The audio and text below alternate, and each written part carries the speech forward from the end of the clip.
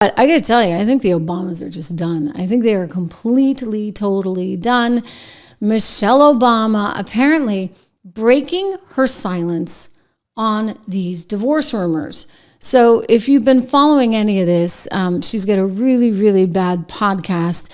And a lot of people thought that maybe that was her last-ditch effort to kind of do something. I don't know what the podcast is about. Some people think that maybe she actually wants to run for president, God help us. But she's out there doing this podcast, which is just an abomination, total abomination. I mean, she's ranked 34 on Spotify, and that's like with all the marketing money you could possibly put at this thing, and it's still doing lousy because nobody cares. Nobody wants to hear from him. This is the title the other day there in the New York Post. It's a total dud with listeners. But this is what's interesting to me here now. In addition to the ratings being just awful, apparently she's trying to hit back at some of these rumors out there because everybody's talking about how she and Barack are breaking up. I mean, she kind of just takes every opportunity she can on her little show there to give him a dig, including admitting that he doesn't know the first thing about finance. Good thing he's not still in charge right now. Would you be attracted to a guy who's not financially sound when you meet him? I married one. Don't you like that alley-oop I just threw you? Mm-hmm. So, she wants to make sure that she gets a little dig in there. I would just say I wouldn't really want him running all this tariff drama. I mean, well, he did for a while, right? And look where it got us. Now, finally, you get somebody in there who knows what they're doing. Michelle Obama's ratings, they are tanking. So in addition to her ratings being a disaster, all the news about one Jennifer Aniston, which apparently is just total fiction. And I guess it was on like Us Weekly or In Touch, one of those like supermarket tabloids. It was so bad that she had to go on Jimmy Kimmel's show and say, no, that's not true. I don't have anything to do with Barack. Totally not true. Well, all of these rumors have heated up to the point where now former First Lady Michelle Obama has to hit back. And she went on this Sophia Bush's podcast. Apparently everybody has a podcast these days. Not all of them are successful. That's because they don't have people like you watching. After the Obamas were dogged by gossip that their marriage was on the rocks, she opted to skip several high-profile events earlier this year, including President Trump's inauguration. Yeah, I mean, how do you skip an inauguration? I realize, Michelle, you're really selfish, but you skipped the inauguration. You are part of history, lady. The other thing that she did was she skipped Jimmy Carter's funeral. Now, if you're a Democrat, Jimmy Carter's kind of like a superstar. I mean, Jimmy Carter is the one who went on the ledge for you and said that Donald Trump wasn't a legitimate president, right? You had him to thank for that, at least. And then everybody could say, well, he's not a legitimate president.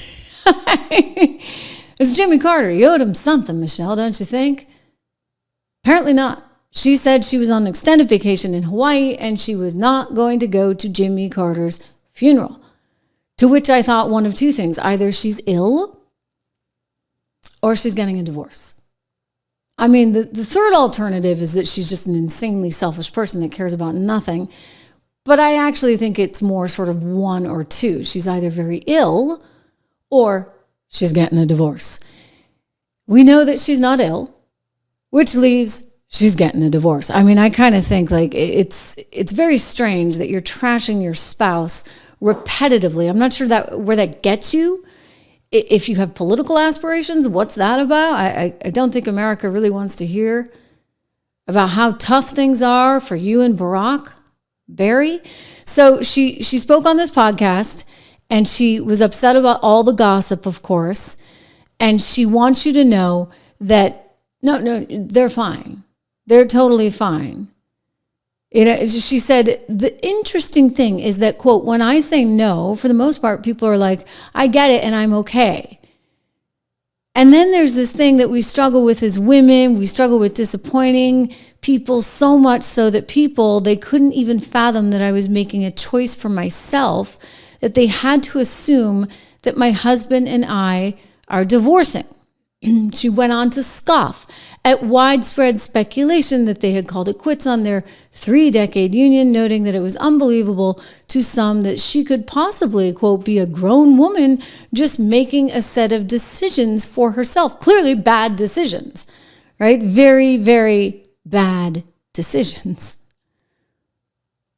I'll say it again. Bad decisions for yourself, bad decisions for the country. And you know what? You don't have to take my word for it. You just look at those ratings you got going on, girl, and you can see it was a very bad decision. Anyway, somebody else that made some bad decisions, that would be that Meghan Markle. It's like sort of like watching this symbiotic thing, right? Two very untalented people getting out there trying to do podcasts simultaneously, both teaming up actually poor Spotify with Spotify and both sinking the place. Okay, they're really stinking up the joint there because Michelle's doing lousy with her ratings, and then you get this Meghan Markle who wants you to know it is very serious that Donald Trump is putting in tariffs. How dare he? Her whole little apple orchard thing, whatever that What was that company? I can't even remember the company that she had. And she's trying to be like Martha Stewart 2.0. It's going to sink because she needs to actually get all the cheap stuff from China, because actually all she's doing is sticking her name on it in a fancy ribbon and a label and calling it her own. But it's still just the cheap. I won't say the word. We're keeping it clean, okay? It's cheap, you know what, from China. Well, her ratings are tanking too.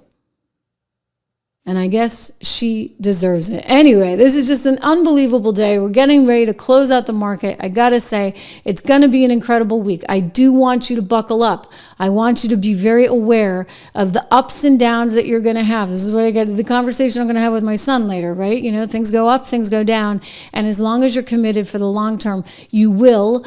History has proven this. You will make money in time. You will do so. It's why I encourage you to go again and look at 76 Research, how to invest amid this volatility. We have a whole guide there. We're walking you through it. Rob, I was just texting with him, and he's actually sending over something to me that I got to look at right now. We're going to put out another note. So that's all there for you.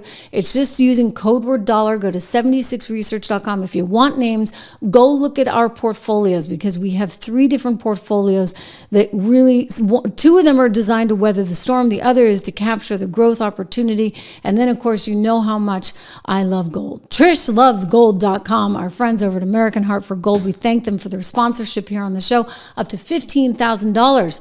For friends of the Trish Regan Show, if you go to TrishLovesGold.com, enter your email or call them, text them.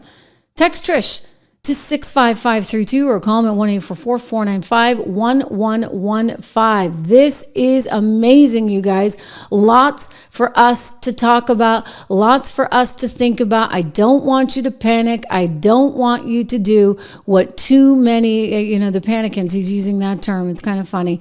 I just want you to remember, China's toast. We're going to get through this. It's going to be great. I promise, on the other side, but it will have its hiccups along the way. We'll deal with it, and we will emerge stronger as a nation.